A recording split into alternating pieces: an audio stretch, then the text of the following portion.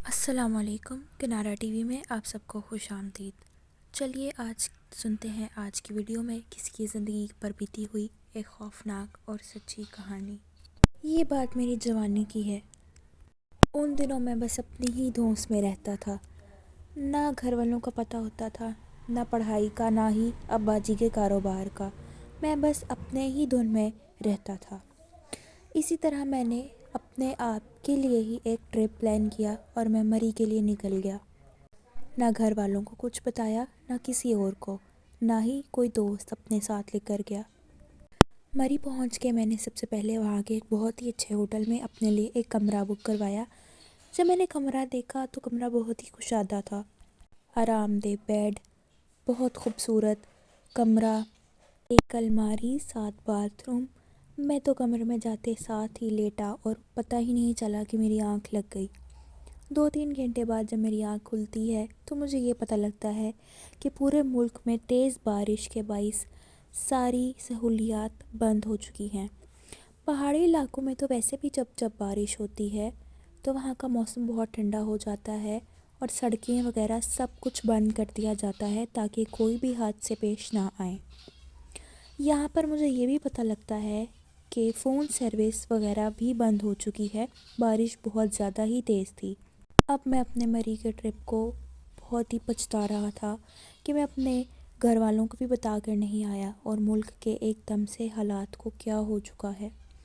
میں نے کہیں نہ کہیں سے ہوٹل میں پوچھا کہ مجھے ایک فون کال کرنی ہے، تو ہوٹل والوں نے مجھے کہا کہ ہم جب بھی نیٹ ورک ملے گا ہم آپ کو بلا لیں گے اور آپ اپنے فون کر لیجئے گا۔ رات کا پتہ نہیں کون سا پہر تھا کہ میرے دروازے پر دستک ہوئی۔ میں نے دروازہ کھولا تو ویٹر تھا۔ اس نے مجھے کہا کہ سر نیٹ ورک آ گیا ہے، آپ کو جہاں کال کرنی ہے آپ کال کر لیجئے۔ میں نے جلد از جلد اپنی امی کا نمبر ملایا اور ان کو یہ بتایا کہ میں یہاں مری میں ہوں، بالکل ٹھیک ٹھاک ہوں اور یہاں کی سڑکیں کھلیں گی تو میں فوراً گھر واپس آ جاؤں گا۔ اب مجھے بھی اپنے گھر کی یاد آ رہی تھی اور میں اس وقت کو کوس رہا تھا کہ میں کیوں مری کے لیے نکل آیا۔ نہ تو میرا کوئی دوست ساتھ تھا، نہ ہی کوئی گھر والے۔ یہ میری پہلی رات تھی اس ہوٹل میں۔ مجھے نہیں پتا تھا کہ میرے ساتھ اس کمرے میں کیا کچھ ہونے والا ہے۔ ابھی میں آ کے دوبارہ لیٹا ہی تھا کمرے میں کہ مجھے عجیب سی ناگوار بدبو آنے شروع ہو گئی۔ میں دیکھ رہا تھا کہ یہ بدبو ایک دم سے کہاں سے آئی۔ نہ تو میری کوئی کھڑکی کھلی ہوئی ہے، نہ ہی میرے کمرے میں کوئی گندگی تھی، کمرہ بالکل صاف تھا۔ ابھی میں اسی کشمکش میں ادھر ادھر دیکھ ہی رہا تھا کہ مجھے کسی عورت کی سسکیاں لیتی ہوئی آواز سنائی دی۔ میرے دل میں یکدم ڈر پھیل گیا اور میں دیکھنے لگا کہ یہاں مجھے کس کی آواز آ رہی ہے۔ نہ تو آس پاس کے کمروں کی آواز دوسرے کمروں میں جا سکتی تھی کیونکہ میرے آس پاس کوئی کمرہ موجود نہیں تھا، اور کمرہ تھا بھی تو ان کی ایسا نہیں تھا کہ آوازیں دوسرے کمروں میں جاتی۔ میری پورے بدن میں بہت ہی عجیب سی کیفیت طاری ہو رہی تھی، مجھے بہت ڈر لگ رہا تھا، پر پھر میں نے آیت الکرسی کا ورد شروع کیا اور میں لیٹ گیا۔ ابھی میں تھوڑی ہی نیند میں گیا تھا کہ مجھے یکدم کسی لڑکی کی آواز میرے کانوں میں آئی۔ وہ یہی بول رہی تھی کہ میرے ساتھ اچھا نہیں ہوا، میرے ساتھ بالکل اچھا نہیں ہوا، مجھے کفن چاہیے، مجھے غسل دو، قبر میں اتارو۔ یہ آوازیں سننی ہی تھیں کہ میں یکدم اٹھ کے بیٹھ گیا اور میں دیکھنے لگ گیا اپنے آس پاس کہ یہ میرے ساتھ ہو کیا رہا ہے، یہ کن گناہوں کی سزا مجھے مل رہی ہے۔ ابھی میں یہی کچھ سوچ رہا تھا کہ یکدم باتھ روم میں سے پانی کی شدید آواز آئی۔ میں نے اٹھ کے دیکھا تو نل کا پورا کھلا ہوا تھا۔ میں نے اسی وقت اپنے ہاتھ دھوئے، منہ دھویا، نل کا بند کیا، دیکھا کہ ٹاول کمرے میں کہاں موجود ہوگا۔ یہی دیکھتے دیکھتے میں نے اپنے کمرے کی الماری کا دروازہ کھولنا چاہا کہ اس کے اندر شاید ٹاول موجود ہو، پر وہ الماری لاکڈ تھی۔ الماری پتہ نہیں کس لیے لاکڈ تھی۔ باہر دیکھا تو اب ہلکا ہلکا اجالا نمودار ہو رہا تھا۔ میں نے روم سروس کو کال کی اور میں نے ان کو اوپر بلا کر کہا کہ یہ الماری کیوں لاکڈ ہے، تو انہوں نے مجھے بتایا کہ یہ پتہ نہیں جو پچھلے لوگ اس کمرے میں رہے تھے وہ اس الماری کی چابیاں شاید اپنے ساتھ ہی لے گئے تھے۔ شہر کے ایسے حالات ہیں کہ ہمیں کوئی کی ماسٹر بھی نہیں مل سکتا کہ ہم یہ الماری کھولیں۔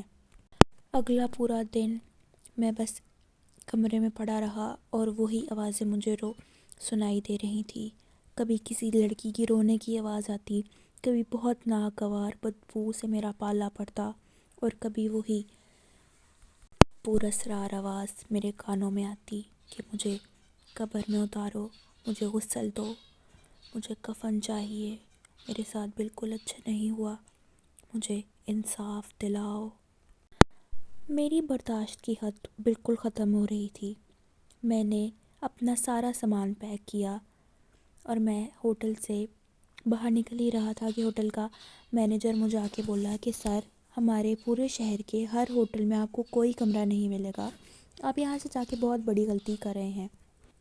میں نے اسے کہا کہ ٹھیک ہے، میں یہاں رک جاتا ہوں، پر آپ مجھے کوئی اور کمرہ دے دیجئے، میں اس کمرے میں نہیں رہنا چاہتا۔ تو اس نے مجھے بتایا کہ ہمارے ہوٹل میں کوئی اور کمرہ موجود نہیں ہے۔ میں واپس اپنے پراسرار اور خوفناک کمرے میں واپس آیا اور پھر سے فون کرنے لگا کسی اور ہوٹل میں۔ میں نے 3-4 ہوٹلز میں پتہ کیا پر کوئی کمرہ بھی نہیں تھا۔ میری مجبوری تھی کہ جب تک حالات ٹھیک نہیں ہوتے مجھے اسی کمرے میں رہنا تھا۔ میں نے ہوٹل مینیجر کو اپنے کمرے میں بلایا اور ان سے پوچھا کہ میرے سے پہلے یہاں پہ کون رہ کر گیا تھا۔ تو اس نے مجھے بتایا کہ یہاں پر ایک بزنس کے حوالے سے کچھ لوگ آئے تھے، ان میں ایک لڑکی تھی اور ان کے خاوند تھے۔ پتہ نہیں کیا ہوا کہ جو خاوند اور ان کی بیوی یہاں پر آئی تھی، ان کی بیوی ایک دن کہاں لاپتہ ہو گئیں اور ان کو بہت ڈھونڈا گیا پر وہ نہیں ملی۔ پھر ان کے شوہر بہت مایوس ہو کے ہمارے ہوٹل سے چلے گئے، پر شاید وہ اس الماری کی چابی بھی اپنے ساتھ ہی لے گئے تھے۔ اب میں کڑی سے کڑی ملا رہا تھا، کوئی نہ کوئی راز تو اس کمرے میں چھپا ہوا تھا اور مجھے اس کو باہر نکالنا ہی نکالنا تھا۔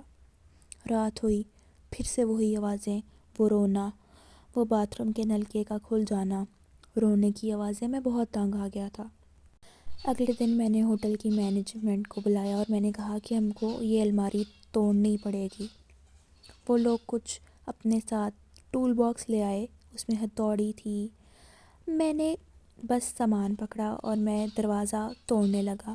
جب میں نے وہ دروازہ توڑا، الماری کا دروازہ کھلا، تو ایک لاش میرے قدموں میں آ کر گر گئی۔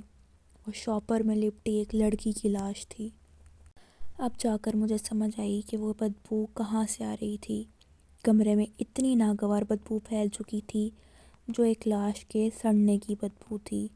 مجھے یقین نہیں آ رہا تھا کہ میں ایک لاش کے ساتھ اتنے دن تک رہ رہا تھا اور یہ اس کی روح بھٹک رہی تھی جو اپنے لیے انصاف مانگ رہی تھی، اپنی قبر کا سکون، کفن، غسل مانگ رہی تھی۔ اس کے ساتھ ٹھیک نہیں ہوا تھا۔